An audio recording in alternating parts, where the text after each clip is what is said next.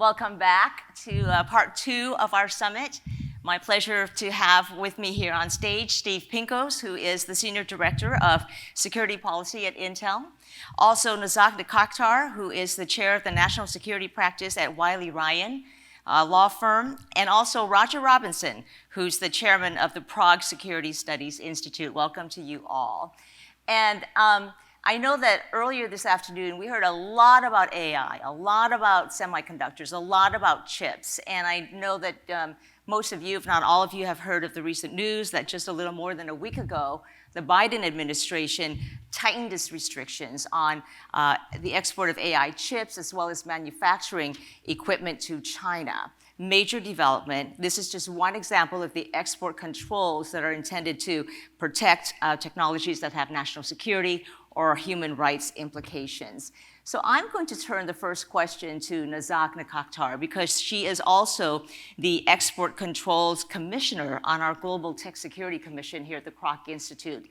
And I wanted to ask you, Nazak, how are we doing on the export controls front? Are we doing enough? What else needs to be done, not only here in the US, but also globally to provide better protections?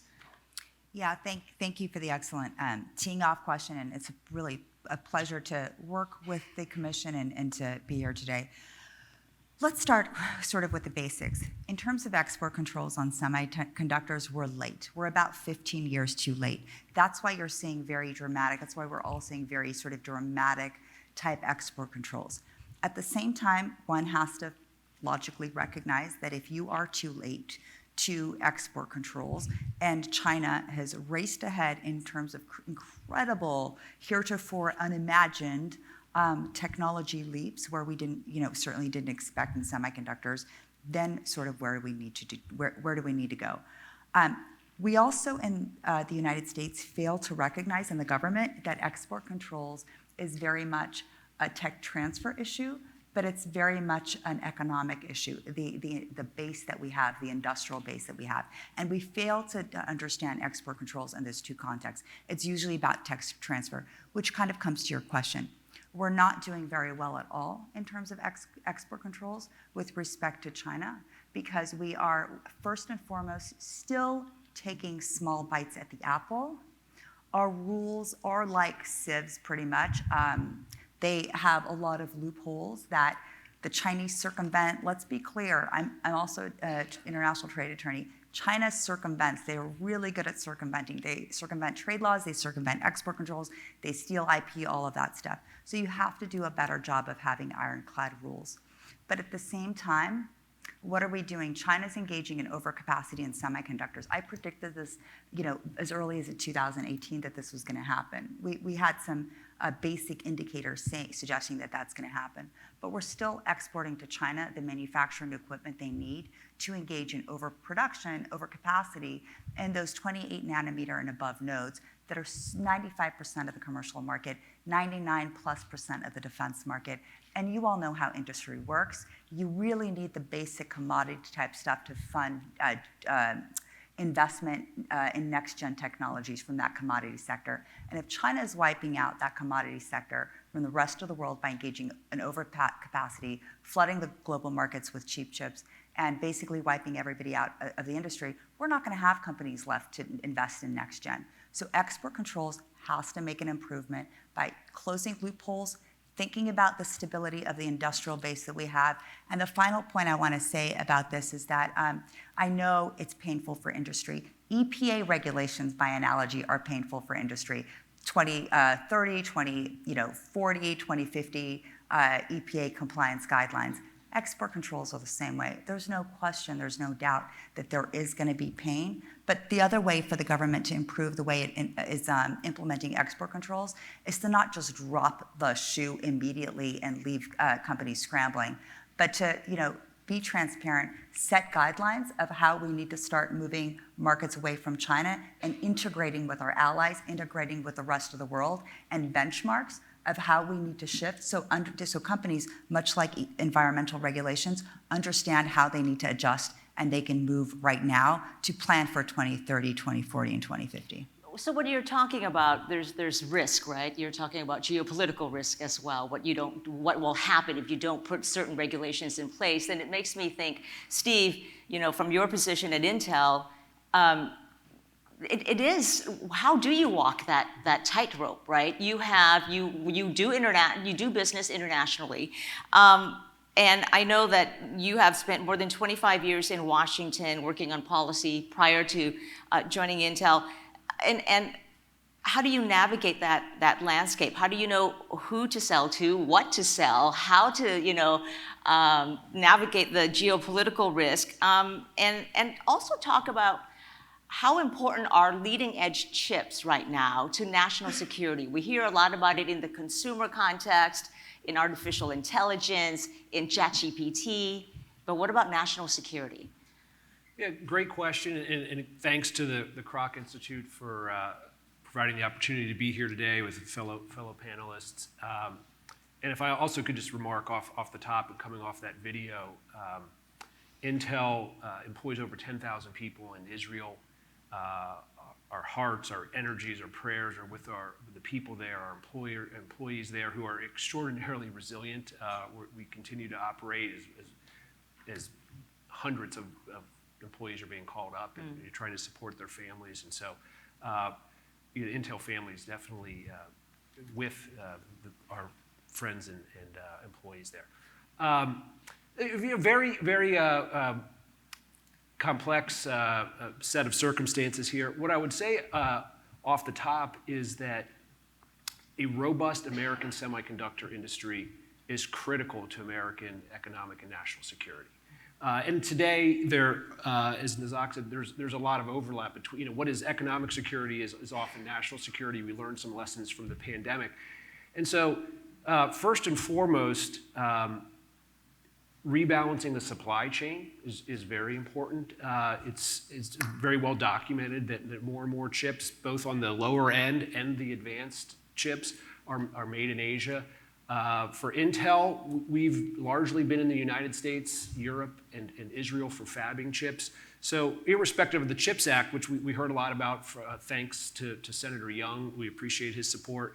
The investment from Intel and other companies in the United States is critically important. And for us, that means $30 billion in Ohio, up to $30 billion expanding in Arizona and elsewhere, so that more of the leading edge chips are designed and made in the United States. So very important that we do that here in the United States, but also recognizing that we want U.S. chip companies, again, particularly on the leading edge, to be leaders in the global market. And so that leads to some complexities with the China market, right?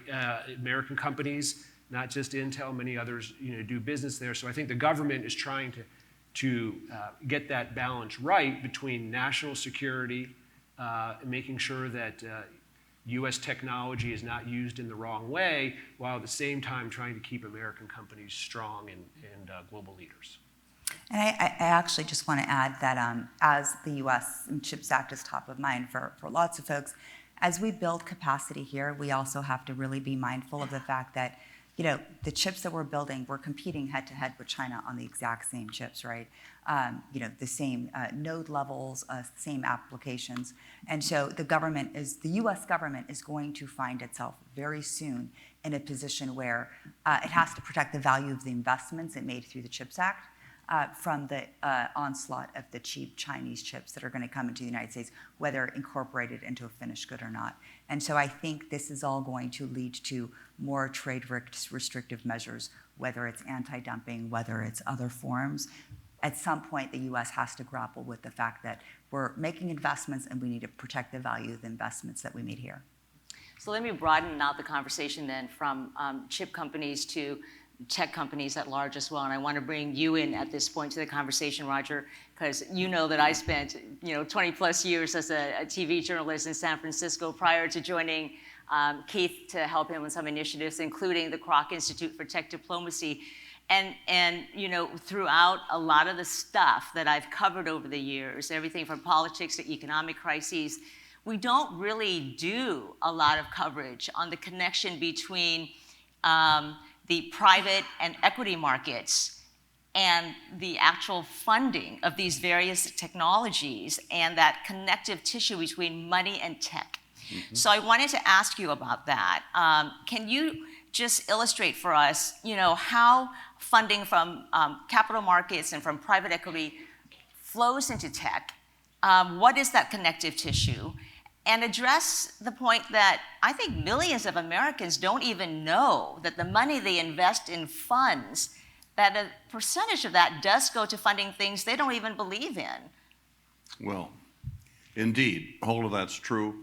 I've had the good fortune to serve on the Global Technology Security Commission as Capital Markets Commissioner. Now, that might not sound extraordinary to you, but I've been in this business for 47 years, and there's never been a title in the public or private sector of the United States that ever had the words capital markets in it. So when you talk about export controls and the fact that I think Nazak is appropriately bemoaning the sieve, the loopholes, how debilitating it is to see that the Chinese able to work the system and find those workarounds, that's enviable compared to the money. The money hasn't seen the light of day. There are no export controls. There was no screening over the past 25 years of Chinese companies that have come into the US capital markets. Catch this, 5,000 of them. Now, you don't hear that number. You hear about the 260 that are on the New York Stock Exchange and the Nasdaq. You don't hear about the 900 non-transparent companies that are in the over-the-counter market, not to mention some 4,000 A shares pulled right out of the Shenzhen and Shanghai exchanges by MSCI, FTSE Russell, or other index providers.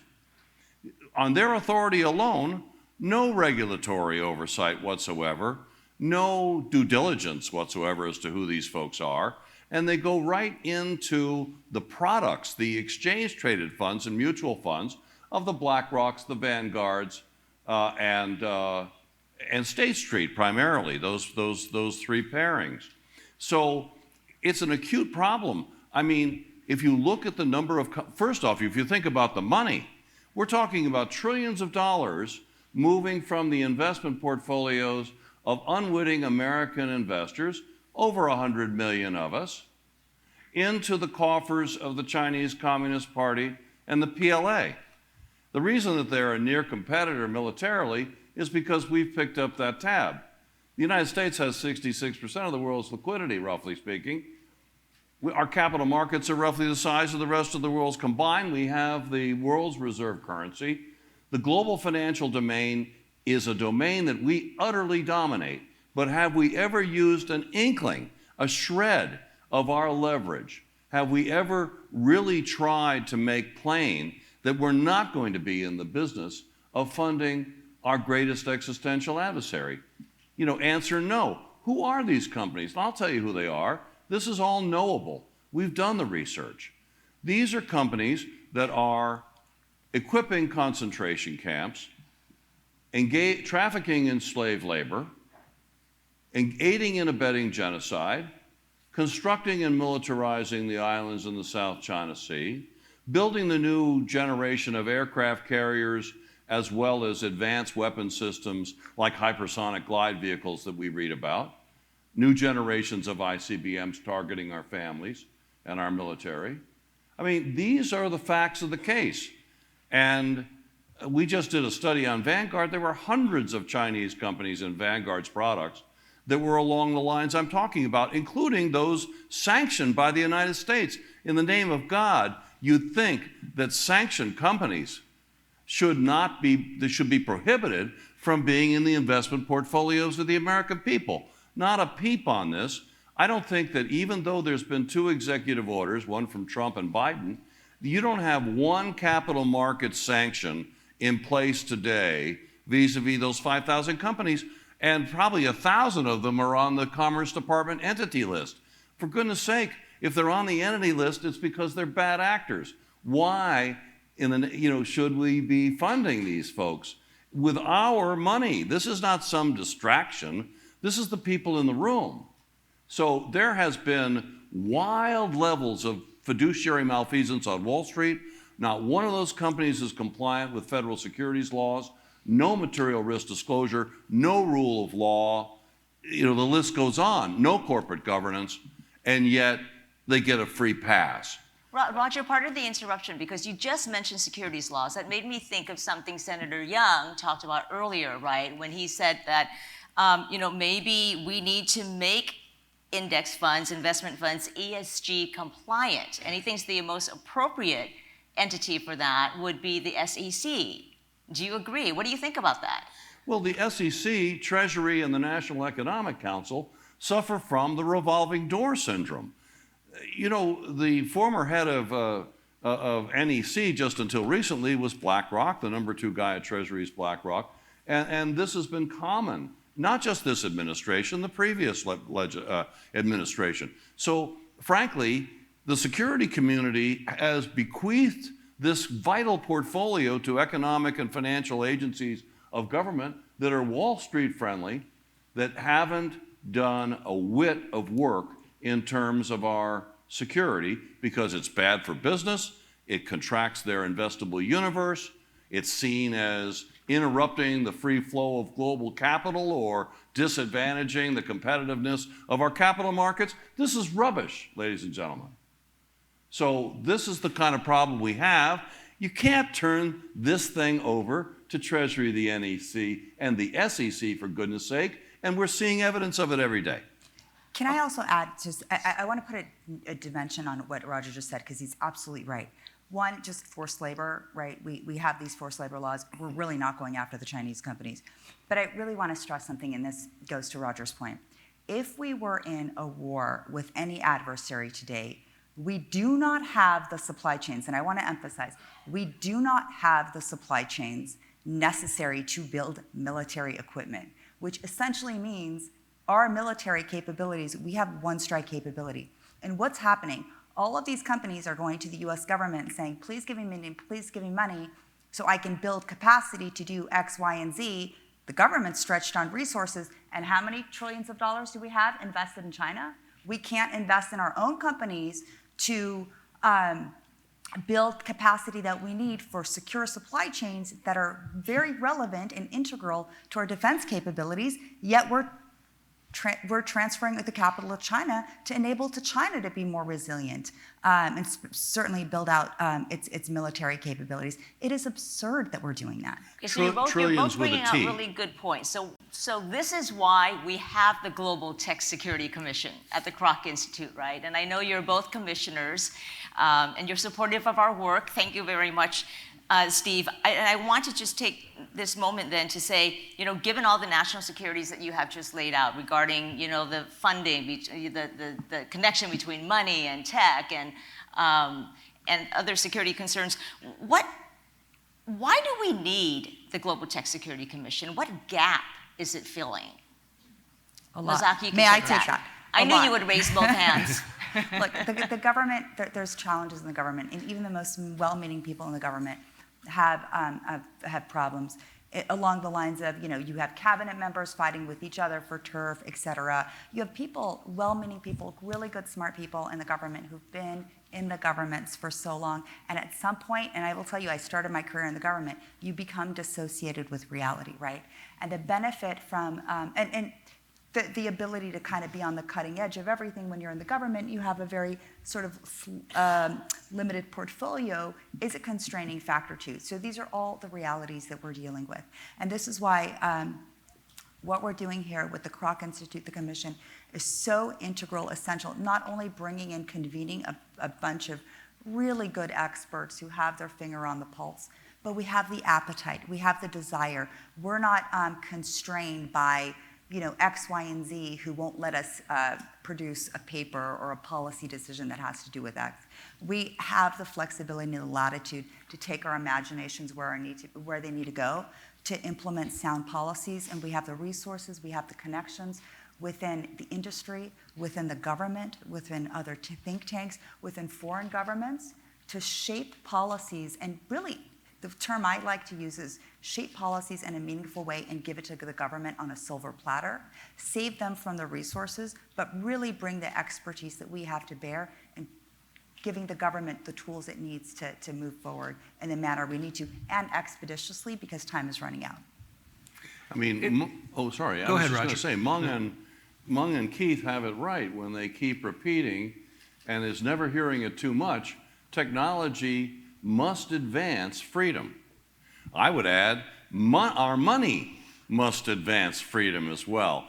These are completely connected, and the commission is recognition of this fact. It's privatizing national security in these two key areas of technology and the money.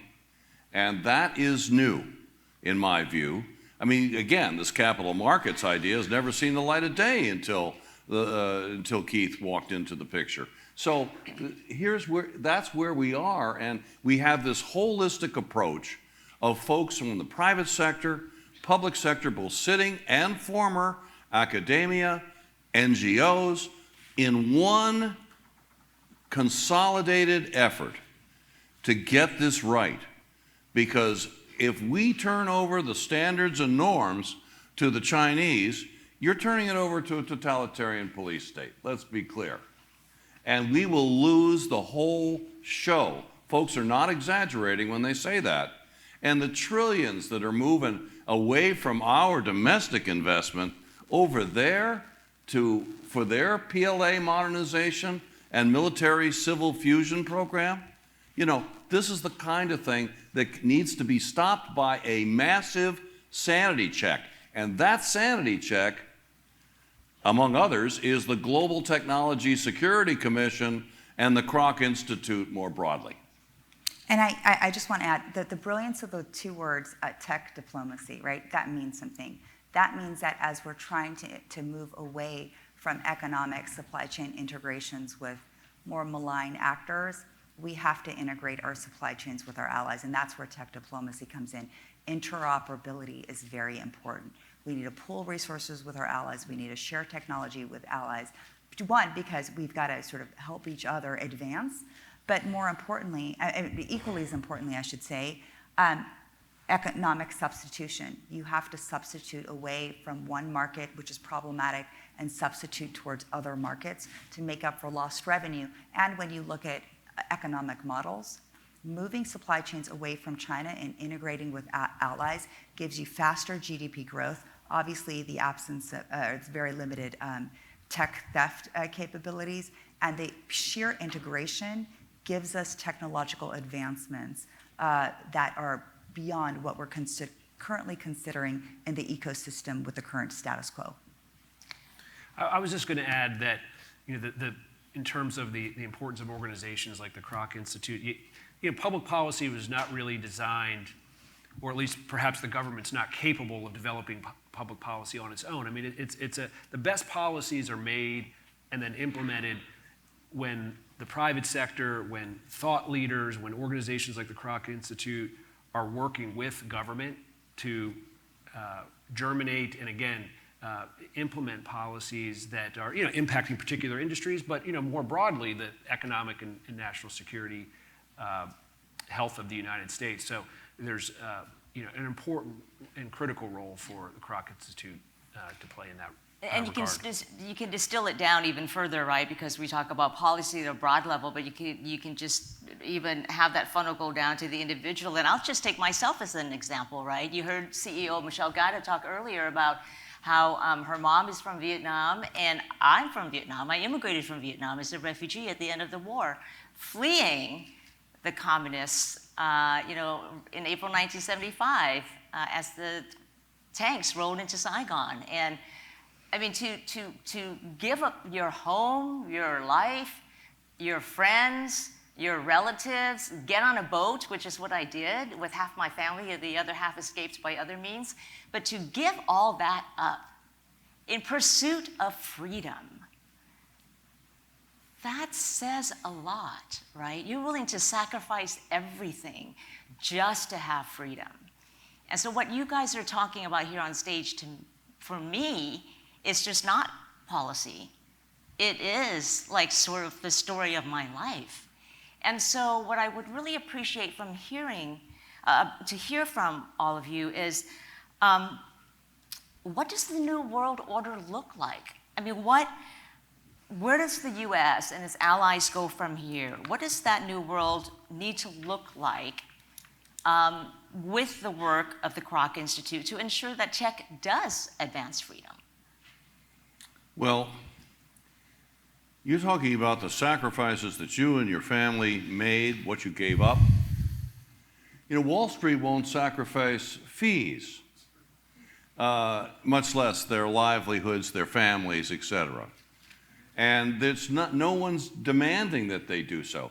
When you go up and talk to asset managers and index providers, investment banks up on Wall Street, and I'm from Wall Street, I'm a Chase Manhattan international banker, vice president, division executive there, once upon a time. The point is, you get an answer that if it's legal, we're doing it. Okay, a complete callous disregard for human rights, national security, and even fiduciary responsibility and duty. I mean, who lends to somebody that considers their financials state secrets? Who doesn't engage in material risk disclosure, and the list goes on? It's absurd at the face of it. So what we need is, unfortunately, this is one of those times, we need legislation. If they want it to be illegal, fine. If that's the only way they'll discipline themselves, fine. We'll make it illegal. And that's what's going to happen segment by segment. And it's that kind of discipline that we urgently need. Greed is winning, as usual, right? And it has to be stopped because we're going to lose the show if we don't. It's kind of simplistic, but there it is. So I'll add, so very much like you, I was also an immigrant to the United States, leaving after a revolution. So I think for some of us, it's in our DNA what the alternative can look like. But I was recently on a plane ride. Sweet old gentleman sat next to me, offered to help me with my luggage. He looked too frail to help me, so I said no. He had a World War II cap. And I asked him, I said, oh, have you served in the military? And he said, I'm a World War II veteran. And I just looked at him and he said, I'm 100 years old. We talked and he was wonderful and told me about his experiences. But he said, what do you do? And I said, I'm trying to prevent the next war. I'm trying to work through my job, through think tanks such as this, primarily this, to advance policies to prevent war. And that's what all of this is about. In terms of sort of another point about the world order, the comparative advantage model, I really want to stress this because people ask me this all the time. The comparative advantage model of globalism and free trade is based on the premise that everybody is a market actor and everybody has market forces drive their economy. Well, when you have communist countries, malign entities that are bending and twisting their economies to outcompete and draw supply chains in so they can hold everybody to become a vassal state, that's not the theory of a comparative advantage, and that's where the world is going. Which goes to my next point. The world is going to, in a way, a bipolar order where you have non-market economies that are operating very differently than the rest of the world, freedom to countries that have freedom, have democracy, all of that. You're going to see a bipolar world, but I want to add to that, you're going to see strategic trade. The term of a few years ago was managed trade, but what I see in practice, working with clients, working with industries, is strategic trade. People want to know now, if I am going to rely on supply chains, how do I diversify? And how do I select those supply chains that are free of geopolitical risks, free of natural disasters, free of forced labor, a whole bunch of risks like that. So companies are becoming much more deliberate about their supply chains. So we're going to have this fragmentation, one side of the world versus the other, freedom being our side certainly, and then within that ecosystem, looking at where it makes sense to have supply chains because of all these risks I just mentioned.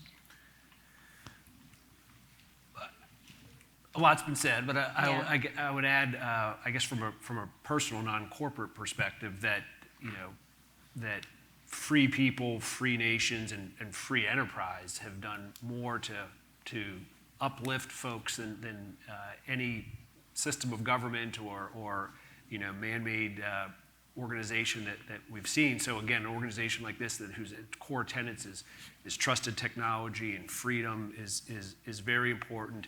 And as you know, Roger is very familiar. I mean, President Reagan, you know, freedom is never one generation away from extinction. So organizations, individuals, companies, governments working to, you know, promote and advance freedom. And I, you know, tie it back a little bit to chips and semiconductors.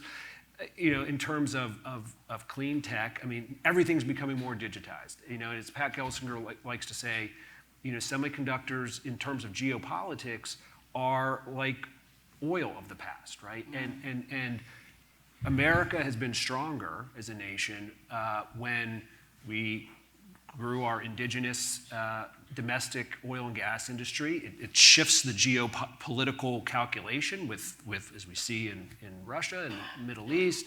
And we you know, see some of those same dynamics playing out in terms of the semiconductor industry. And again, the strength of a U.S. industry at the leading edge, at the legacy realm as well, and protecting our supply chains is, you know, where we have, instead of 80% manufactured overseas, 50% in the United States, investing in new types of companies in the United States, you know, that is going to, you know, promote a Western supply chain, but also, you know, American national security along the way, like we've seen in other industries. All right. On that note of fortifying American strength, I'm going to end it there. Thank you so much, Steve Pinkos, Nazak Nikakhtar, and Roger Robinson, everybody.